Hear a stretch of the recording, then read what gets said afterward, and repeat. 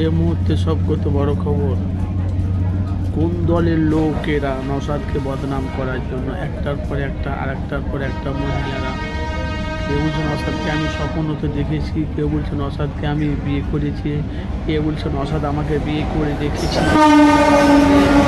একটার পরে একটা বদনাম করছে। এটা কোন দলের পার্টি?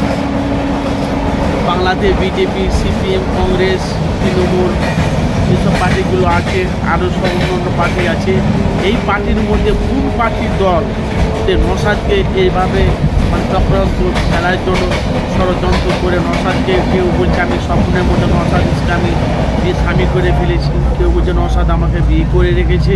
এরা কোন দলের লোক হতে পারে ভাই? আপনারা অবশ্যই আপনাদের মূল্যবান আপনারা কমেন্ট বক্সে মতামত জানাবেন। কারা যে নওশাদকে দিয়ে ষড়যন্ত্র করার জন্য মানে ওনাকে বদনাম করার জন্য সব একটার পর একটা আরেকটার পর একটা দেখতে পাচ্ছেন মহিলারা, কেউ বলছে আমার স্বামী, কেউ বলছে আমাকে বিয়ে করে রেখেছে, কেউ বলছে আমার সাথে অনেকদিন রাত কাটিয়েছে। এরা কোন দলের লোক ভাই? আপনাদের মনে কী হয় আমাকে একটু বাস্তবটা একটু জানাবেন আপনারা কমেন্ট বক্সে।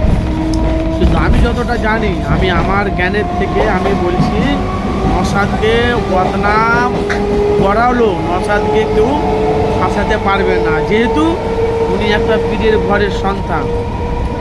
পীরের ঘরের সন্তান দেখেন না, একটার পর একটা নওশাদকে ফাঁসানোর চেষ্টা করছে, কেউ কি ফাঁসাতে পেরেছে? এতে কি সোশ্যাল মিডিয়ায় ছড়াচ্ছে, সোশ্যাল মিডিয়ায় এই ভিডিওগুলো ছড়াচ্ছে, একটা বদনাম হচ্ছে, কিন্তু নওশাদের কোনো তো যায় আসে না। এরা বলছে নওশাদকে আমি বিয়ে করেছি, কেউ যে নওশাদকে আমি ভালোবাসি, এই যে বিলকিস মেয়েটা বলছে আমি নওশাদকে আমি বিয়ে করেছি, বিয়ে করেছি, স্বপ্নে দেখেছি। তাহলে একটার পর একটা ষড়যন্ত্র করছে, কিন্তু নওশাদকে কেউ ফাঁসাতে পারবে না। আমি বলছি কোন দলের লোক যাই করুক না কেন, কিন্তু নওশাদকে কেউ ফাঁসাতে পারবে না। ভাই আপনারা মতামত জানাবেন।